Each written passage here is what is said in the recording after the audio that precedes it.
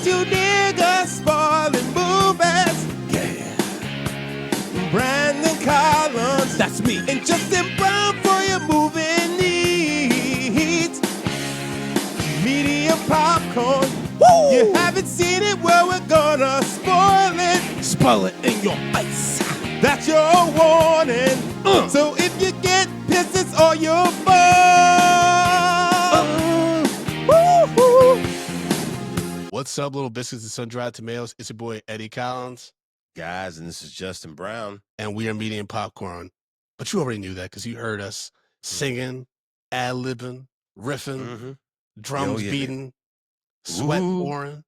You know, and that's just us on the theme song. That's not even us talking about the movie Heat, which brings all the heat. Michael Mann, 1995. This is the whitest movie ever, but this fucking man, bro. This movie is almost 3 hours, and outside of the whole, like, you know what's wild is, like, I used to hate the whole stuff with Natalie Portman and, like, you know, Al Pacino and his, like, third wife and all that stuff, and then actually sitting with it, I'm like, yo, Michael Mann is really good at letting these actors and, like, you know, the audience sit with these characters. Yeah. Like, by the end of this movie, I feel like I do all the characters, whether they lived, died, had like a small bit. Like, even Hank Azaria's character, you get exactly who he is, and he's only in a handful of scenes. You know what I mean? Yeah. And I'm just like, damn, this is some really good writing. And, you know, the bank robbery scene alone is classic because it's emulated in so many fucking crime thrillers. Dark Knight, Christopher Nolan blatantly, like, he's very vocal about how he took inspiration from this. GTA 5, right? That last heist is basically this movie, except you don't die. Which, man, you know what's crazy is Robert De Niro's character's been getting away like no one knows who the fuck he is, right? For years. Yeah. Yeah. And he finally gets caught because fucking Waingro. This one dude just brought all the bad juju to the crew.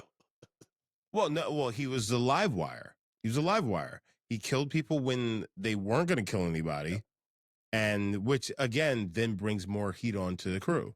So it's just like that guy was a problem. Like, when first of all, it was wild that he, like, attacked him, like, right out in the street and was about to kill him right there.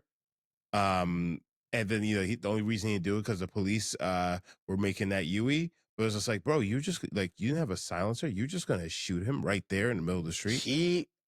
His character, like, that's what I love about the way that Robert De Niro played, Macaulay, is that he is so tightly wound and so meticulous. If you deviate from the plan or you do some stupid shit, he does not suffer fools. And so, like, that was immediate, like, right? And I love that the team clearly was on the same page about, like, we know what happens to people that fuck around like this.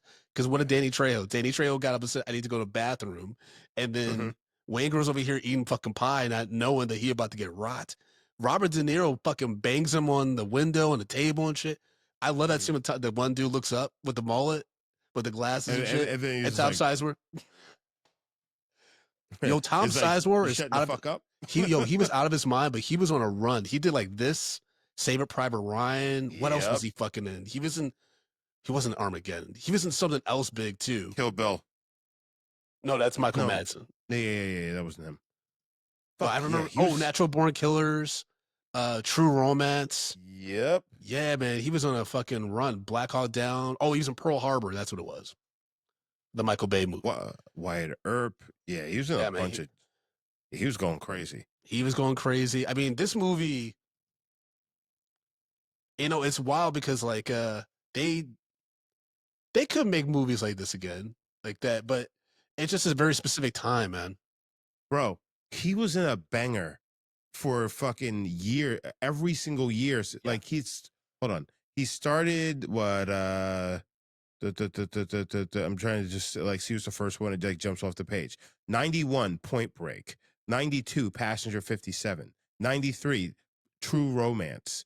94, Natural Born Killers. 95, Heat. 97, The Relic. Then 98, Saving Private Ryan. Enemy of the State. 99, that's, you know, it wasn't whatever. He was on a hell of a fucking run. And out of that list, dude, he's in, like, He's in a top. He's in a top war movie of all time. I think it's still rated Saving Private Ryan. This is definitely one of the top crime thrillers of all time. Yeah. You know what I mean? That's a hell of a run, man. And then we haven't even talked about Val Kilmer yet. You know, who's his hair, man, is such a giveaway. I'm surprised that Macaulay didn't make him cut that hair. You know what I mean? It's so specific. Yeah. I mean, And he's got the but scar on his face, right? Like, mhm. you know, that was one I thought they were gonna like when I first saw this movie, like when I was younger, I always thought they were gonna get him first. And not because remember the reason why they get Tom Sizemore's character, because he calls one of them Slick. He calls Wayne Gross Slick. And so Yeah. they there's a witness that hears that, right? Or something like that. Mhm. The old Yeah. lady. And so they're able to kind of find him pretty quickly. But I'm like, Val Kilmer over here buying explosives and shit, like in different states. Like, Yeah, well, I think it's also the fact is like Val Kilmer like having the thing with his wife, like typically like that's you know, and not to sound like a fucking shout out to misogynist, Ashley but like Judd. you know, a woman will bring you down. You know, especially if you're doing some wild shit like this. You know, fucking around with the wrong, having the wrong partner could be like the thing that destroys everything. And like technically, he was a part of it because his messy personal Oh, yeah. life started to bleed in. Yeah, because she was, you know, because she wasn't happy. She was having an affair with Hank Azaria's character, who was like Yeah. this banker, some dude. He was doing some shady shit. I forgot this was back in the '90s where you could go to jail for smuggling cigarettes, which is hilarious to me. Because that's what they Well, said they yeah, got him on New Jersey. He was smuggling cigarettes across state lines or from something. North Carolina because Yeah. they're like, you know, $8 cheaper. So Still to weird. this day. That's so wild. That's like a hustle, a crime kind of thing. Well, Or no, it used to well, be. it's no, it's still a thing because like you don't sell them to people, you sell them to bodegas. Yeah, but you know, everybody Yeah, gotta I get mean, something. yeah, but like if a bodega's buying them for what a pack, I forget how because I used to work at a grocery store. Like a pack was like like $50-$60 Mhm. at that time, depending on which one you got, and then all of a sudden you could come up there and you could sell it for fucking 20. You know what I'm saying? Well, I mean, well, you bought them in North Carolina for 20, but you could sell them for 40 and still undercut that fucking, $14-$15 or whatever. Yeah. Like, yo, bro, like you can make good money. Okay, Like you fair still enough. can't do that shit today. Because cigarettes are crazy expensive up here compared to down in the South. Got it. Wow, man. Wow. You know, it's wild when I saw So this movie. smuggling cigarettes.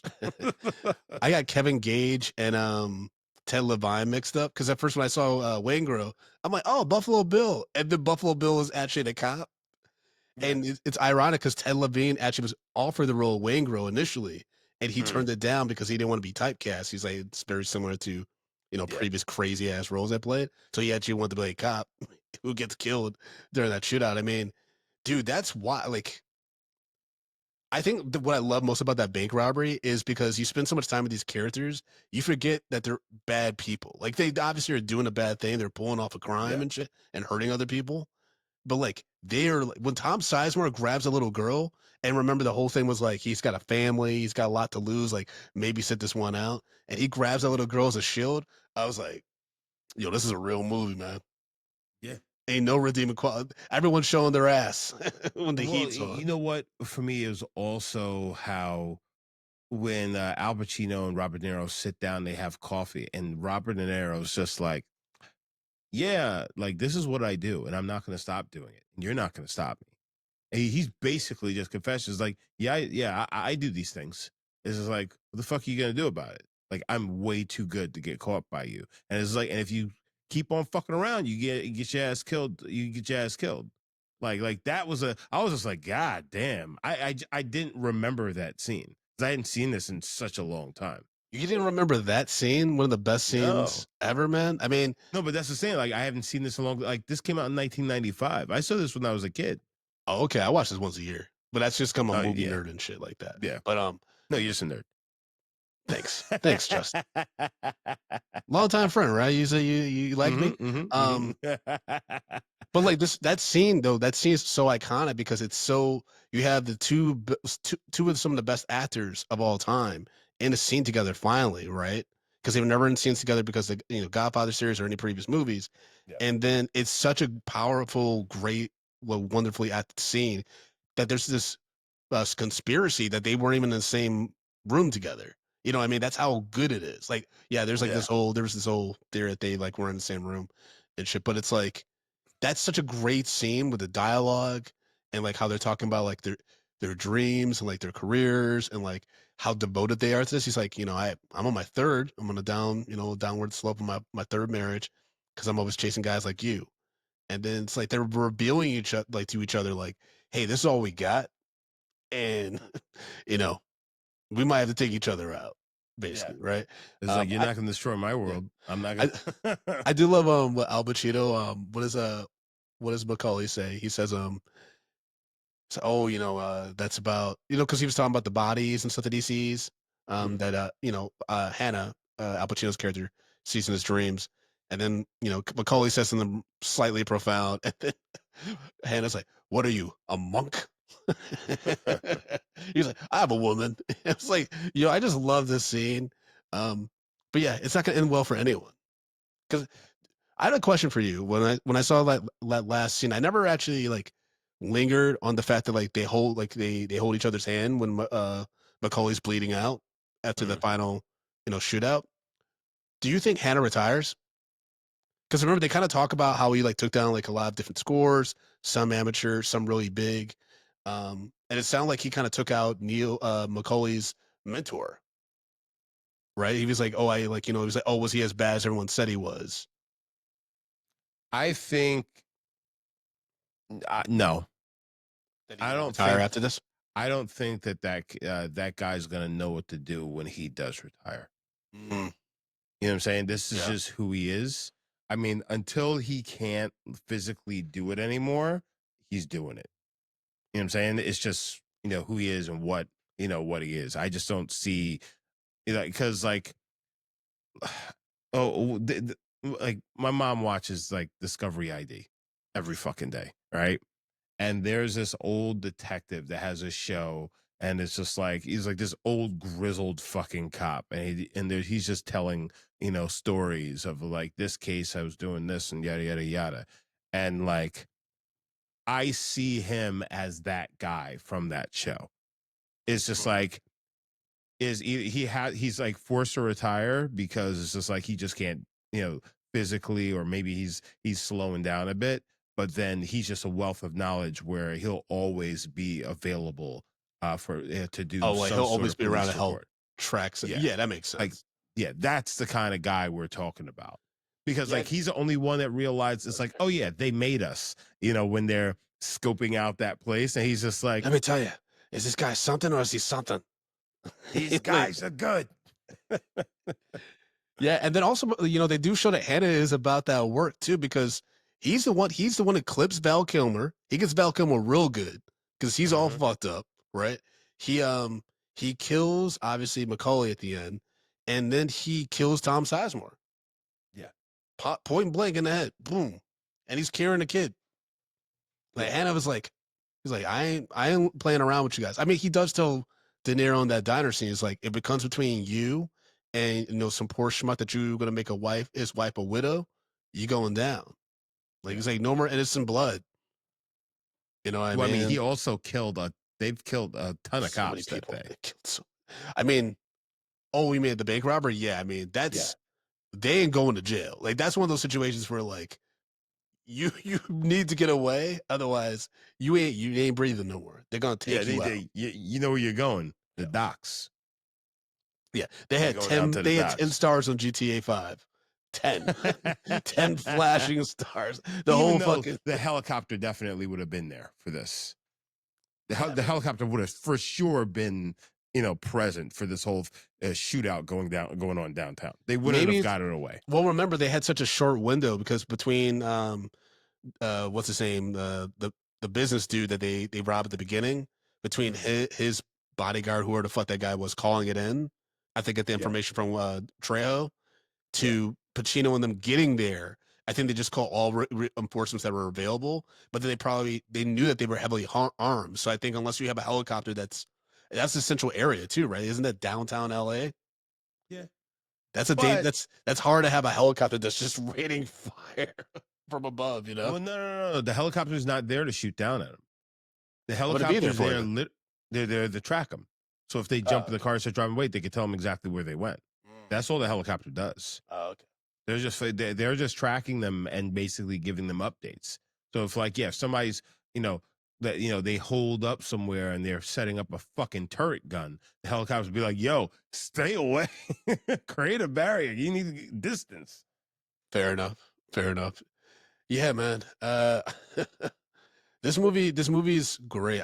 It's a tad over long. It is almost 3 hours. But Yeah. I really, really enjoy it, man. Like, cause you get to know all the characters, and so when shit goes bad, sideways for everybody. I mean, even Dennis Haysbert's character gets it gets a very like heartbreaking story. It's the dude's like coming out of jail. You know, his partner supports him. He's trying to like, start over. He's getting this shitty job being a cook at a diner. And then the dude immediately is like, you're doing all the grunt work and I'm taking 25% of your wages. Yeah. He's like, That's that's like just intro. That's intro. Not even, hey, how you doing? And the guy's just fucking with them all the time. Yeah. See, I wouldn't survive in that either.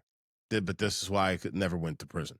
You know what I'm saying? Yeah, but that's also like, not fair. You know, it shouldn't have to just be that you committed some crimes and you paid your penance and like, you have to start over. Like, no one should be going through that. And, that's, and I know that happens all the time because I've seen a lot of documentaries and read a lot of stories and stuff about the abuse of people that come out the justice system. And it's very because these guys are just like, oh, you want to go back to prison? Or you want to just work and deal with fucking my bullshit?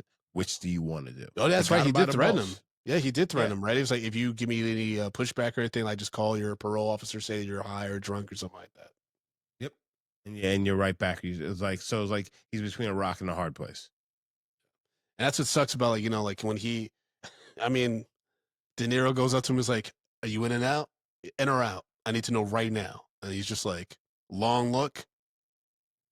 Fuck yeah, I'm in. I was just like, yeah. He throws that motherfucker down on his way out. Yeah, fuck that shit, bro. Like, I mean, like, I've never been to prison, but I've dealt with people, who are like that, like that guy, and just really just wants to just flex his muscles on you. And I'm just like, I got to get out of here before I throw this guy through a fucking wall. But I can imagine being in that position. I just came out of prison and I'm legitimately trying to change my life. But actually, you know what? Even outside, just coming out of prison, everybody who gets a job, who gets a normal fucking everyday job, is just trying to do better and change their life for the better. That's why they're working there. And then you go someplace that make money to fund your life, to feed your family, and then someone's fucking with you, bro.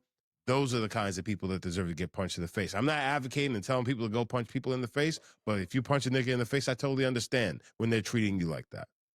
I hate that shit. Yeah, I mean, it's a terrible abuse, and there's also like and that's for folks that have the ability to do work like that, and there's some people that are disabled or are veterans. They really struggle with mental health illness and stuff that makes it hard for them to keep a job. I mean, like, so the thing about this, like, real quick, is if this is how and we know that this is how, unfortunately, folks that were in the criminal justice system are treated sometimes, and the things they have to navigate post prison incarceration, right?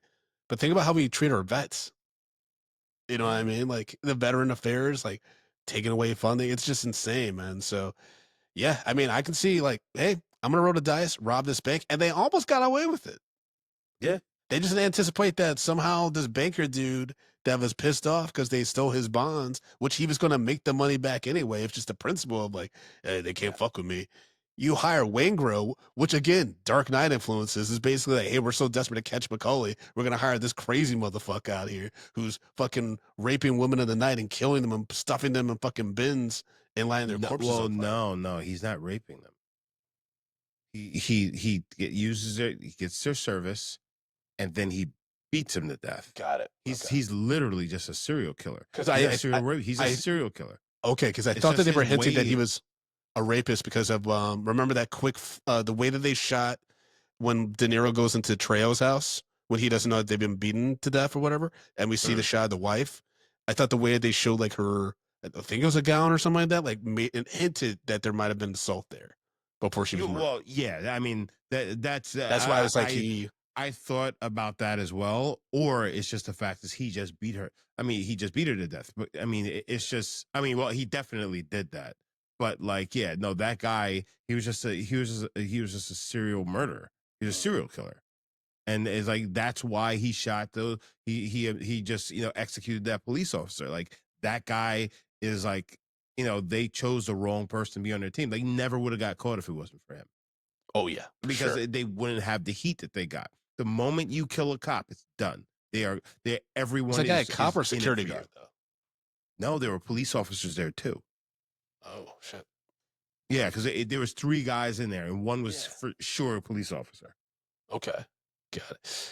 Yeah, man, that was wild.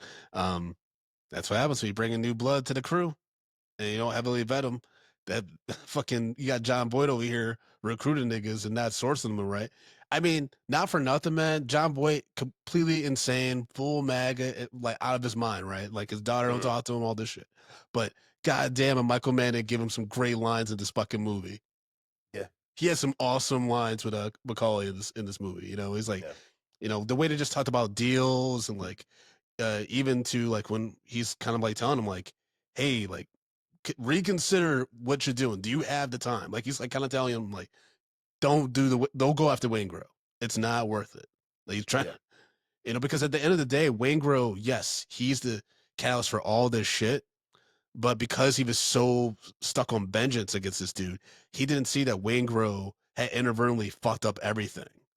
yeah. Because Waingro was the one that was able to get the info out of Trejo, that gave up the robbery, that then and then that Wainwright was in cahoots with William Pitcher's character Van Sant or whatever. It's like, hey, you think maybe the cops might have been like able to put 2 and 2 together at this point? Yeah, like they know. They know like he is going to be your downfall. But, I can understand because like, people are dead because of this guy and like he calls all this. He's probably also is like I should have killed him when I had the chance. Yeah. It's like the mistake is letting this guy get away and he needs to remedy that mistake. Yeah, for sure. I mean, yeah, he shouldn't. Even when the cop car came by, like he should have. I don't know, because gunshots are loud. So you're right. He should have had silencer or something, probably. But that's they suffered the consequences of not taking them out when they could have. We got to talk about the legendary Al Pacino performance in this movie because. What do you mean, Brandon? So before, before I used to think like that was like he's insane. He is categorically insane in this movie, but if you pay attention to Hannah's dialogue, especially when he talks to his wife, played by what's her name, Diana Venora, who beautiful actress. She had like a very. But she had the weirdest haircut in the world. I was digging it, man. That's the 95s, remember? Sorry, what? In the 90s, didn't the woman do the shortcuts like that? Like that was the whole thing with Demi Moore had a cut like that, kind of. Because she looked like the villain from Shrek. She looked nuts. She looked fucking nuts. She looked great. It wasn't like the little Bob thing. She literally had a fucking 1652 cut from that nigga from Shrek. She looked crazy. Whatever, man. I thought she looked beautiful. Anyways, no, she was attractive woman outside of that haircut. That haircut was death defying. They should have whoever did her hair for this film. They should have been beaten by Waingro. Like what was going on with that mop on the top of her head? It's terrible. That's how I feel. That's just how I feel, Brandon. Oh man, such an angry man. Al Pacino also a very angry man. But the thing is, if you listen to his dialogue, he's so haunted by all the things he's seen people do that it's made him crazy. Like, oh yeah, his character kind of fit the manic energy that Al Pacino himself brought to the role. Like when he's interrogating Tone Loke's net cousin or whoever the fuck, he's like, "Don't waste my motherfucking time." Like you just. Like, oh yeah, he's lost his goddamn mind. He works in L.A., which is already a crazy city, and he just sees crime all day. Imagine this guy. And then on top of that, he sees such a big ol' ass. She's got a great ass. I mean, when I see a good ass, it just does something to me. All right. Like that was such a wild fucking scene. Because it's not only what he's saying, it's his eyes. Yes. The only issue for that scene though is clearly that was such a great take that they kept it because Hank Azaria is like jaw dropping. That's a legit reaction. Like he improvised that thing. But it's clear he went to say she's got a great ass. Like he was going to say butt, and then he said ass instead. Like you can see him forming to say a B, and then he corrects it and does ass instead. So it's kind of a weird thing, but it also could be, it's whatever. Yeah, I mean, but it's just something I actually noticed. fit. Yeah, his ass fits better. Ass always fits better, baby. Mm-hmm. Especially in them jeans, genuine in those jeans. Room. I mean, Did you see the that video? song was written by, right? Oh, R. Kelly. He gave that to Genuine. Of course, it's his first. Of course. That's why it was a hit. Did you see the video of Genuine performing and he tries to jump on that lower part? Oh, it was something sad to watch an old niggas fall. I just saw a video of Suzuki. She fell off a couch. Old people are not doing well. Yeah, we're closing in, man. Yeah. Val Kilmer, incredibly intense in this movie, completely out of his mind. But again, like, I love that his story was about he's in this toxic relationship. Basically, it sounds like Macaulay hints that he shouldn't never gotten married to Ashley Judd. They should never had a kid together. He's like, you're too much of a mess. And he clearly has crazy gambling debts to the point where whatever percentage he was going to make of the $12 million that they were going to have at that bank, it was just going to make him whole again. Like it was, you know what I mean? Like, it's like, this is just extra shit for me to go somewhere. I think like he's so indebted that he's like, I need this to just get out the hole. Also, with that initial score from the beginning, he gave her $8,000 because he gambled away the rest of it. Yeah. I mean, that's another reason why she was just like fucking over it, because she had to have a contingency plan. I don't blame her. You have a husband who's doing high risk robberies, like where people are being murdered by your husband, and he's only bringing home 8 G's. And it takes like a lot of reconnaissance. It takes like getting materials. Like, I'm sure that job took at least a month, if not more, to plan. Oh, the first you have one, to learn. You have to learn routes and shit like that. Like the second one, the big bank heist, that dude from who's able to pull all the information from the satellite, he's the one who's like kind of setting up all the tech and everything. Like, so he scoped out the plan. They just have to verify his information and get the fuse thing in the tech box so it can freeze out the cameras during the robbery. But yeah, man, like he had to travel to Arizona to get some of the equipment. They had to, Robert De Niro had to scope out when to get that fucking van, the EMT van. All these things take time. You don't just do this in like 7 days. Yeah. This isn't a Tyler Perry movie. You know what I mean? So I mean, it is. But like, imagine you're not making any money really during that time. Yeah. So, and you're probably actually expensing. You probably have a lot of expenses, right? Because you got to pay for the gas, you got to pay for the equipment. You're putting a shot. Like, wasn't the $8,000 just a portion of it because they were going to get the rest of the payment later? No, but so that was off of the debt he already paid back, though, right? He said he owed money for Super Bowl and some other shit. Yeah. So, but also, what they're gonna get? They sell it back to the guy for insurance money, and then they buy back the initial shares, which is like 60% of it. So then they get like another $320,000 or some shit like that out of it. So like there is still more money to come. Lluvia asked in the chat, Lluvia, our producer, she said, Brandon, did you eat at the diner when you were in LA? I did not, because I found that most of the landmarks from like shows and movies is if you actually go to them, especially if they're restaurants, it's terrible. Like I went to that Casa Vega in LA. That's a big part of like Once Upon a Time in Hollywood. Like apparently it's like one of Tarantino's favorite restaurants. It's this Mexican restaurant. Besides the drinks, the food was not worth the price. We're talking like $40 enchiladas and shit. It was weird. Hell out of here. Then Lluvia also asked, she had a question about Waingro. He had a Nazi tattoo. I'm wondering about the lady of the night he paid for her services. Did not freak out while she was sleeping with him. I mean, She's there to perform a service. She's trying exactly, to get a check. And exactly, so yeah. unfortunately, you know. And there's some clients that maybe are into that shit too. The race role play. I mean, not to go too deep into it, but we hear them about the Shannon Sharp shit and the, role playing. This, I don't know.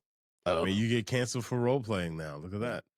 Well, I mean, he was doing more than that. He was doing some because they had the tapes and stuff. It's getting but I mean, weird. but still, I mean, the whole choking thing, like people have that's a kink. You know what I'm saying? Yeah, but I'm not saying more because apparently there's more stuff that's going to come out. So Yeah, I mean, we don't necessarily know what's going on, and you but know what? race We're never role gonna play know is the a full thing. story, huh? Yeah, Race role play very is a much so. thing, though. Yeah. Yeah, That's man. weird. This movie had so many different characters, man, and it kind of still worked. Yeah. There was and there's even parts where, like black men were able to kind of like be like, "Yo, shut the fuck up!" Like whether it was Dennis Haysbert eventually like pushing his boss at the diner, or McKelty as the cop stepped into Hank Azaria, who kept calling Ashley Judd a bitch. He's like, "Man, if you don't get in that kitchen and make her a drink, she's had a rough day." But then he regrets that probably because she fucking tips off Val Kilmer's crazy ass when he comes Well, he with that doesn't know. new. What do you He mean? doesn't know that she's the one who she tipped him off. I mean, he has an idea because he's pulling up, he gets out the car, looks No, over but at her, he can't see can't any of see her, that. but he knows. He knows. No, he can't see him at all. He can't because if with the vantage Oh, yeah, point that's right. that She he's said he at, never came. Yeah, yeah. no, it's like that wasn't him. Yeah, That wasn't you're him. right. The guy got a car, but it wasn't him. So then that's what he's like, pull him over, and then but he, I guess, had a fake ID or whatever, and it's just like it had so it Which is wasn't him. crazy because at this point, aren't they all over the news? What's that? Aren't their faces all over the news at this point? Like, yeah, he changed his hair, but he don't look that different. Not true. I mean, but the hair is very specific. I mean, like, but also he was like, he got fucked up. Like, he got shot in the arm, right? I don't know where he Well, like got the shot. chest. He got shot in the chest because Jeremy Piven is picking from, which I was like, Jeremy Piven pops up as a doctor with a receding hairline. And this is way before Entourage. So I'm like, so Jeremy Piven had hair plugs this whole time, or was this like a costume choice? He went to Greece, baby. Is that where they do it? The hair transplant? They have those plugs that they put in. They're supposed to be really good. Oh, okay. Interesting. Yeah. You know about that?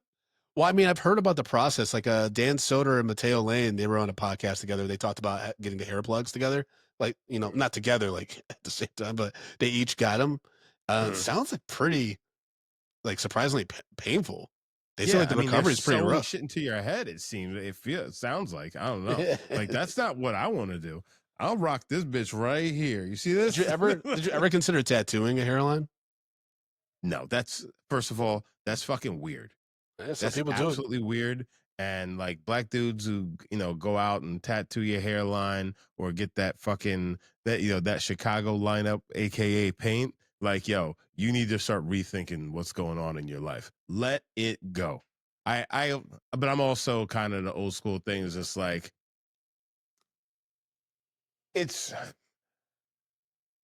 I'll never judge somebody for losing their hair because it's a part of life, right?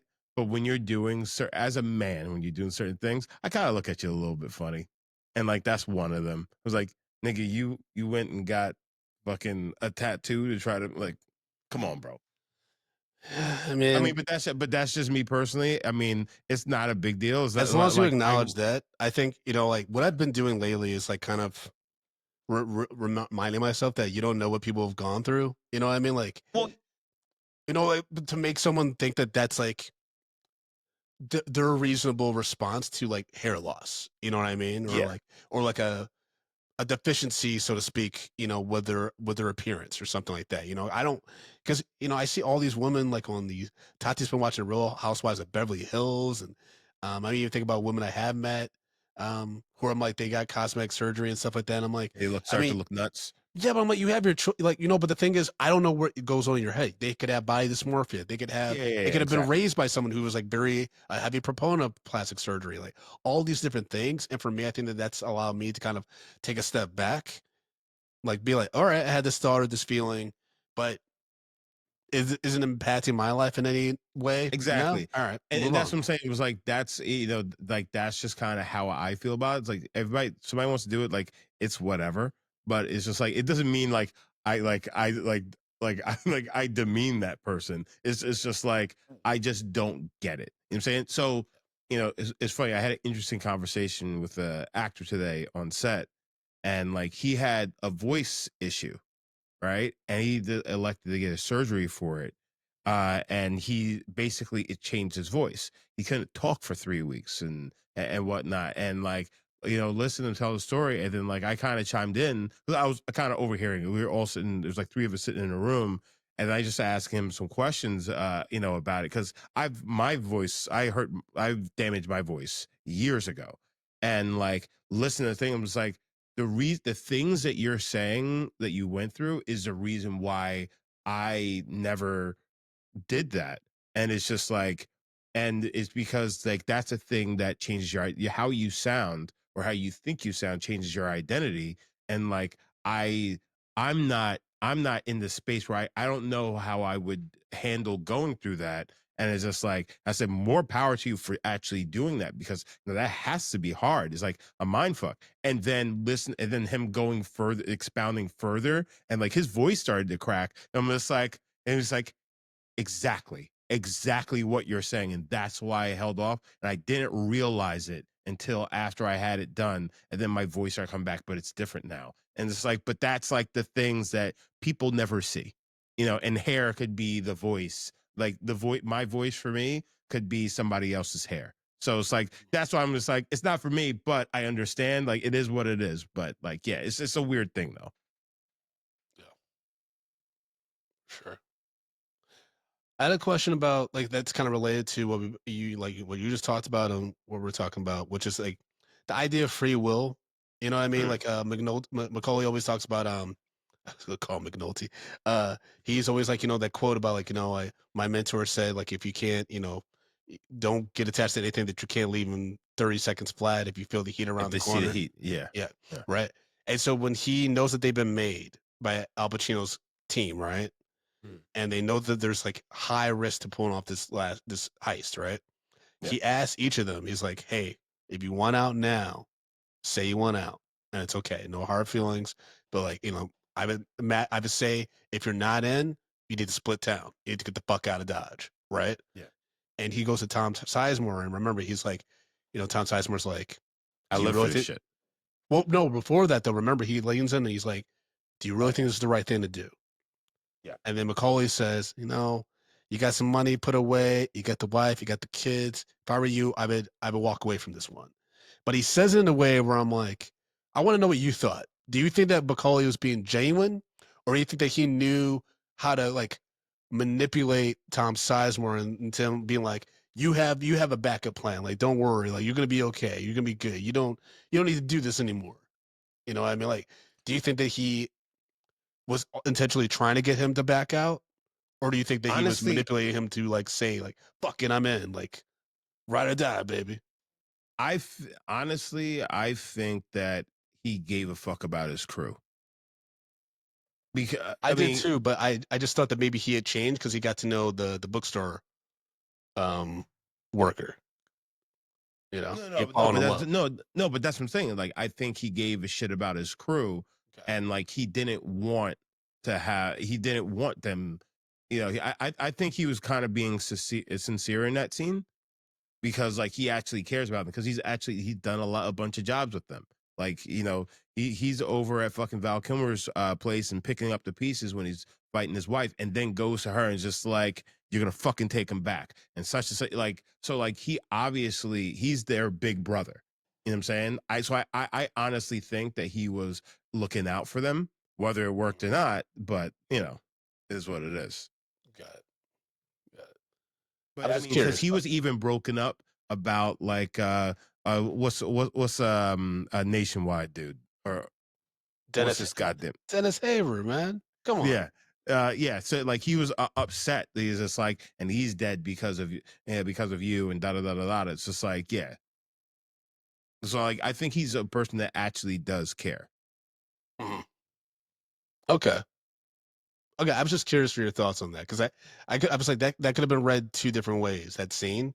Yeah, But sure. everyone plays it so well that there could be multiple layers like behind. Like that's what like when you have all these actors at their A game and someone like even Danny Trejo who's like hungry and like he was initially hired as a consultant for like bank robbery for this film before he got pushed into this role, and so it's like all these people just firing on all cylinders, and like the cinematography is fantastic. Like LA feels like a fucking character in the movie.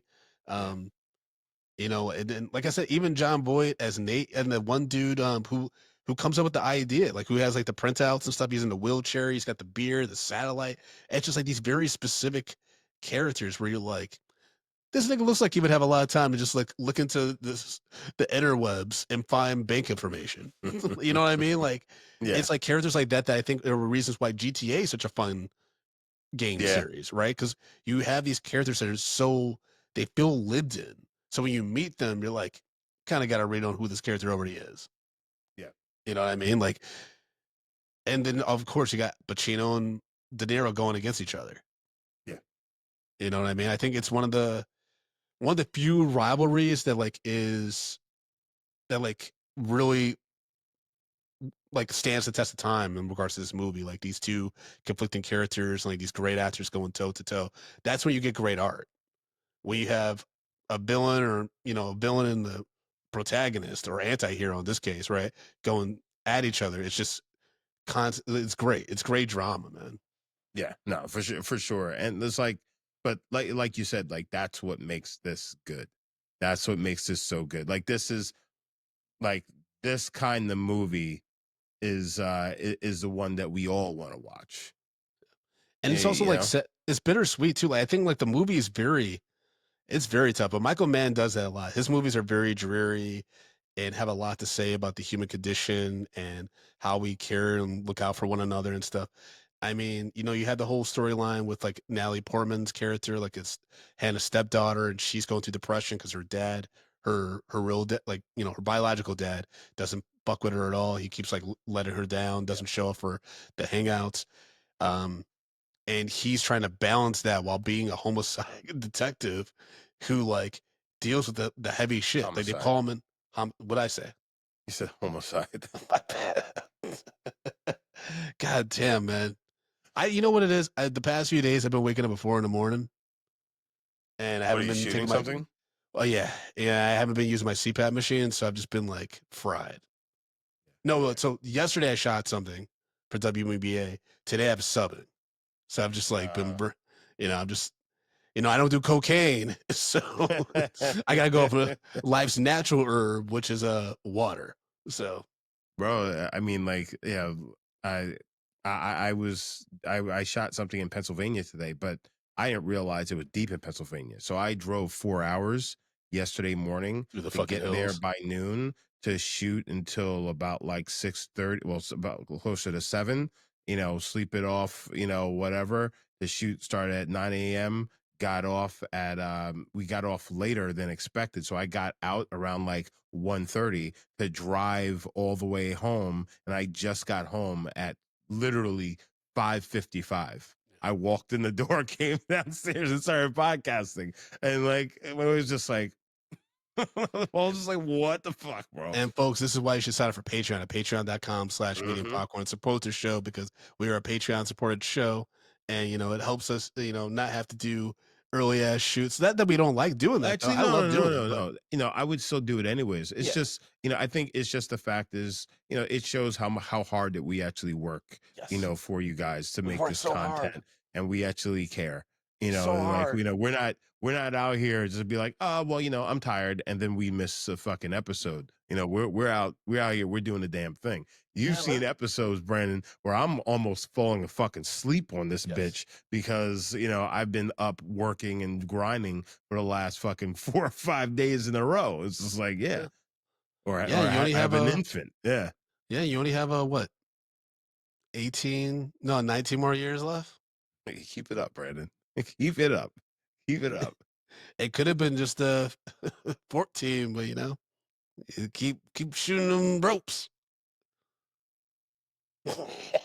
That's okay, Brandon. I mean, Justin, you know what? All jokes aside, man, I love you. And if you asked me to rob a bank with you because you needed the money, I would strongly consider it. I would need to know the plans. I would need to know you have plans, and I would need to see them, and I would strongly consider it. It's funny because He's like, it's funny because I'm actually plotting something. I'm really thinking about robbing a bank. Did I tell you I asked ChatGPT how to rob a bank because I needed to do some research for this movie I wrote, and it was like, yeah, we cannot tell you that. And I was like, fair enough. Can you forget I asked this question, ChatGPT? And they were like, we will not. All right. It is going to the police. I'm on a list. I'm definitely on a list. Oh no. Yeah. I mean, I'm surprised if you commit any kind of robbery, like how do you not get surveyed by cops all the time? Like if you're a notorious bank robber, right? Aren't you always going to watch this person like from afar, at least checking on them like once a month? Like, isn't there a database? Well, I mean, this is also based in 1995. It was harder to keep surveillance on people because you could just disappear. What's wild is that like UV, our producer, pointed out in the chat, real life robberies happen because of this movie. This movie inspired so many fucking armed robberies. It's actually based on an epic robbery in Los Angeles. Yeah, where it's a huge shootout. With their full the full bodysuit, the armor and stuff like that. Yeah. That was a wild one. That was a real wild one. Yeah. Man, that had to be well, Val Kilmer apparently already had military training from when he was a kid, so he knew how to use a gun. But dude, like imagine having those automatic rifles, right? That are heavy as fuck. They're getting hot because you're just shooting off rounds, and you have this big ass bag. How much do you think those bags weighed with the money in them? Because those are blocks of cash. I would say about 40 to 50 pounds of cash. That's it? Huh. Okay. I mean, it's oh no, actually, because paper gets fucking real fucking heavy. I was gonna say like it's packed on. It's probably like because like the box of paper is probably about like maybe like 6 to 10 pounds. So if you put actually no, I'd still say like maybe 80 pounds. I'd say maybe 80 pounds. Okay, I'm asking ChatGPT right now. So, as you asked ChatGPT, I actually I was in an improv class with Val Kilmer's stepdaughter. Oh yeah, yeah. So she, if for some reason she's listening to this, much condolences to you and your family. Of course, the condolences to the family of Val Kilmer and and all the fans. She was just like, yeah, he has like the Batman cowl and everything, at the house and thing. She was like, he's such a nice guy.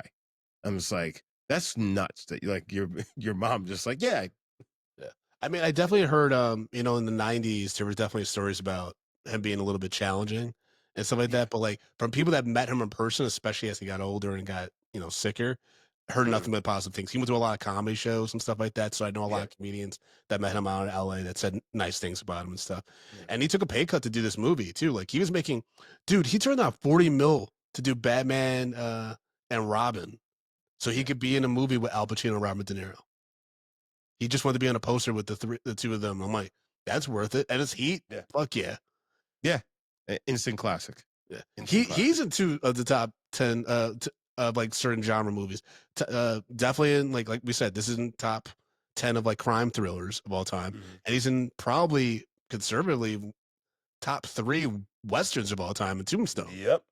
You know what I mean? We got to do Tombstone, bro. We are doing Tombstone. It's next week, baby, as it is recorded. So, folks, be on the lookout for him. Brandon, I was. We gotta let the people be teased. We gotta let them, tease them a little bit. Lick the back of their ear, and be like, "Hey, we want to make people be like, oh, they doing Tombstone because of this episode. He mentioned it, and they're doing it. Come on, well, now, you ain't got no power on this podcast. ChatGPT said that you were pretty close in your estimate that if each money bag would weigh around 90 pounds, 41 kilograms. based on the total haul, which would be 12.2 million, which would equal up to 269 pounds. Okay. Yeah, but they're dividing it by 3 crew members. So I think they're missing out the driver because there's 3 armed dudes. But I guess no, but they would be the ones carrying the bag, so it would be 90 pounds each still. Yeah. Yeah. Fuck. And you're because Tom Sizemore had 2 guns. Yeah. And holy shit, dude. Like, and I mean, you're I on had to do a adrenaline. Like, fucking, you know, when I did boot camp, I had the fucking a 12-mile hump with 80 pounds on my back. I have a 100-pound fucking weighted vest that I used to train in. I gotta get a weighted vest. I feel like that's like you the know, move. it's not really good for your knees. Oh, really? If Okay, you have that's knee good to know. problems, it's not necessarily good for you. I mean, you want to, you got to, well, you can get a weighted vest. You just, you know, got to know how heavy you want to go. You know what I'm saying? I would suggest, you know, doing like maybe like 15 to 20 pounds. Got it. Okay. Yeah. You don't need 100 pounds of weight. I was a psychopath. Yeah. I want to go back to Macaulay. So I think the thing also that I loved about this movie is that you're basically watching 2 pros at the top of their game, sizing each other up constantly in this movie. Yeah. Like when they initially are going into they break and enter like Robert De Niro and Val Kilmer that one facility that start drilling to get to tap into the security system and stuff. And that one dude just fucking idiot. I'm surprised he didn't get beat up like Alec Baldwin beat up that one surveillance dude that departed. You know what I mean? Like when he sat and fucking made that noise, Robert De Niro was like, "We gotta go. Yep. We have to leave." Man. It's like trucks don't make sounds. Imagine you fuck up an operation like that. Oh yeah. Oh yeah. Oh yeah. It's over for you. Well, he was still around. That cop was still around. So whatever. I know. He probably got shot and killed. He might have gotten shot in the shootout and stuff like that. Yeah. Okay. I will say the Natalie Portman the suicide attempt scene in the hotel room, that fucked me up. That fucks me up because she's in high school and I've always been like, I've said this on the podcast before, I always get disturbed and bothered whenever I see people trying to attempt suicide on screen. Yeah. And I actually ended up having a few students I worked with when I was in my counseling days who were doing stuff like that. And I'm like, that was tough, man. It's just always tough when you watch a young person try to take their life. Yeah, man. You know what? And then, you know, me watching this, I just thought about like, what if that were one of my kids? Like when he pulls her out of the bathtub and things like that. Like, that was a hard scene to watch. But you know, unfortunately, that's really real. And I do think that Hannah will make an effort to probably stay in her life. You know what I mean? Despite like, the fact that him and her mom aren't getting back together because that's just a toxic relationship at this point. Yeah. But it's very clear because she's like, she chose you. She chose you to be her like safe space where she did that, and it terrifies me, but she clearly cares about you and loves you. And so that's a wild thing, man. And all while he's dealing with this shit, just like he lost some men and that bank shootout, and like, man, they both had a hell of a day. Yeah. I will say when Wayne Girl gets killed, oddly satisfying when Robert De Niro gets to kill him. Even though he has to abandon homegirl. If she fucked around and found out, she's like, "Oh, I'll go with you. Like, I want to fucking blow this whole shit up. I'll go with you to fucking your back and stand or wherever you want to get away to." And then she's in the car waiting. I don't know where they were going, but where she's in the car waiting. Airport. Yeah, and they were going to the airport to fly away, but then she sees and Al Pacino pursued him, and it's just like, well, I guess he felt the heat. Well, I mean, that's crazy. It's also at the same time is like, is the money in the car with her? Ooh, good question. So, like, she may be good. Maybe, yeah, because Val Kilmer got away with his money, yeah, and whatever he had to break off John Boyd's character for hiding him out for, right? Yeah, and Val Kilmer just got to start a new life. He's got to abandon his wife and his kid and stuff like that. And she's fucked because she thought Hank Azaria was her meal ticket, and he's like, I just want to fuck you because her Ashley Judd in the '90s. Like, what are you talking about? Yeah, right. Shout out to Ashley Judd, man. She was on a run too, man. She did this, Kiss the Girls, and she did a bunch of like romantic comedies. I think she stopped doing the dark thrillers because remember she did a bunch of those back to back. She did like Kiss the Girls, and then she did another one with Tom Lee Jones and Samuel Jackson. She did a bunch of those. But I love me some Ashley Judd growing up in the 90s. So did I. So did I. Yeah, she was. I didn't know that that Natalie Portman was born in Israel. Yeah. I did not know that. No wonder. They have some of the most beautiful women in the world in Israel. They really do.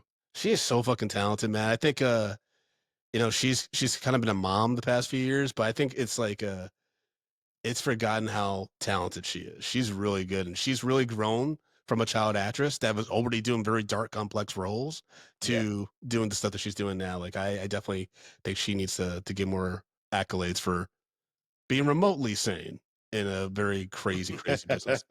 Lluvia, our producer, did pull some Letterboxd reviews she thought we should read on the show. First is from Joe A, who wrote, "Told you I'm never going back. A person 2 rows in front of me plugged their ears during the shootout scene, and that's how I knew I was experiencing history on the silver screen. My ears are still ringing, my bones rattling, and I wouldn't have it any other way. Masterpiece. 5 out of 5 stars." Jay wrote, Robert De Niro, I too am lonely. I too am a lonely graphic designer who would very much like to be whisked off for all expense paid getaway to New Zealand. 4 out of 5 stars. Oh, New Zealand is where he was going. Got it. Comrade U wrote, "Do you think Chris Nolan knows that he'll never come close to making a movie as good as this? 5 out of 5 stars. That is wrong, sir, but okay. Or ma'am, whoever you are. But you know, are you saying that is wrong as he'll never make a movie as good as this? Or are you saying it's wrong as just like, that's not a nice thing to say? No, Chris Nolan's made a better movie than this. Which one? Which movie? I think Dark Knight's better than this. I wouldn't say so. Okay. Folks, call in. Let us know if we should do a debate. Best crime thriller. Is it I don't know. Dark Knight would be in the top 5. I don't know. I'm also biased because Dark Knight's one of my favorite movies of all time. Yeah, but I mean, and that's also because you like Batman, but you take Batman out of it and you just make it just like a crime thriller. I mean, well, it'd be weird if you have a movie without Batman and it's the Joker running around. But like, I think that this is a tighter film than The Dark Knight, honestly. And I love Batman, but like I think that this is a different level. Okay, the actors are better in this. Interesting. In the words of Adam Sandler in Uncut Gems, I disagree. All right. So you're gonna say that you think that Heath Ledger and hold on, Heath Ledger and fucking Christian Bale. You're telling me that those performances are topping. I will say, and to your point, Robert De Niro and Al Pacino both on the same level. Heath Ledger annihilated. Like he was just in such another plane. Christian Bale is really, really good in The Dark Knight. He's fantastic. But like Heath Ledger, like locked into another part of his brain that ultimately probably destroyed his life. But like to play that Joker, like that's like that was insane, dude. Some of the things he did where I'm like, oh, this nigga's plumb crazy. like on set they said they were scared of him. I can see that. Honestly, I doubt that. I think that niggas just saying shit. You think if you saw Heath Ledger, dude, I saw a dude look like Heath Ledger Joker on a subway car in July, heat of summer, dressed like the Joker, fucking greasy ass hair and shit. Yeah, but that's but that's based off of Heath Ledger's Joker. That's based off a character, right? You know what I'm saying? It's like I saw Christian Bale as Batman. He looked fucking stupid. He looked dopey. He looked dopey as fuck. I saw Tom Hardy as fucking Bane. He looked kind of cool, but like no one I would be afraid of. If I saw those people in real life, I'd be like, that guy looks fucking weird. But in Heat, Robert De Niro is that guy. He is the guy who kills the Joker. He is the real life Joker. You know what I'm saying? He's the dude. Al Pacino, he's that real life detective that will not fucking stop. Like, I'm going to fucking get you. He's Tommy Lee Jones in fucking The Fugitive. He goes, I didn't kill my wife. He's like, I don't care. I just want to catch you. Like, that's what that is. That's what I'm like, it's just a different level. Because like while Batman is trying to be grounded in reality, like these are real characters. You know what I'm saying? Like these are people who are actually exist. Lluvia in the chat said Inception. Inception's really good too. But I yeah, think this is a different level. Michael Mann and Chris Nolan, they're some of the best filmmakers of all time. Michael Mann's got a crazy rap sheet. Even though his past few films haven't done great, he still gets to work with top talent, and he's got Adam Driver, who's going to play young Macaulay in the prequel sequel that they're doing to Heat, I guess next year or something like that. Last letterbox review that Lluvia pulled was from Guinevere, who wrote, "This is my favorite rom-com, 5 out of 5 stars." I mean, there is that scene in the diner, dude, when they're both like, they both say the line like, I'm gonna do what I have to do, and they're both like, you know what I mean? Yeah. Robert De Niro does this like, And I was like, oh man, I love these two. I love these two together. They got great chemistry. Yeah, they do. They have great chemistry. We did get some Patriot thoughts. That's why they both had kids. 90 years old. All right. We did get some Patriot thoughts on Heat. Remember, folks, when you sign up for Patreon at patreon.com/mediapopcorn, you're guaranteed to have your thoughts and reviews read on that episode. So first we have Courtney Akano, who wrote, I just recently saw this for the first time, and the only thing I didn't like was that we didn't get to see them pull off one job cleanly. I had a good laugh at myself for previously asking out loud, how come nobody talks about Danny Trejo or Dennis Haysbert in this film? The ending was probably one of the best ever. Quinn Pallone wrote Al Pacino plus cocaine. I don't know what the fuck. Great movie. J.C. Cutts wrote one of the best crime action movies of all time and one of the worst films to go to for how to maintain a healthy relationship. If Die Hard is the most influential modern action film, this is probably the number 2. The Dark Knight equals Heat in Gotham. The Town equals Heat in Boston. 999 equals Heat in Atlanta. Den of Thieves equals Heat in Atlanta, posing as LA, etc. That is true. Yeah, Den of Thieves is fucking nuts. Pacino De Niro's diner scene, the opening truck heist, the downtown LA shootout, the airport finale. Any one of these is enough to make you forgive that you're spending 3 hours with guys wearing designer suits, living in architectural digest level houses, and still finding a way to be unhappy. Rest in peace, Val, one of his coolest and most tragic roles, and a subtle MVP of the film. And then Sean the Terrible wrote a classic, but she has a great ass. Yeah, but I mean, JC is right. It's a very there's a lot of very tragic endings to these characters. It's a rough go for folks, but crime pays, but it could pay it sometimes it doesn't. Yeah. You pay with your life. You could pay with your life. What?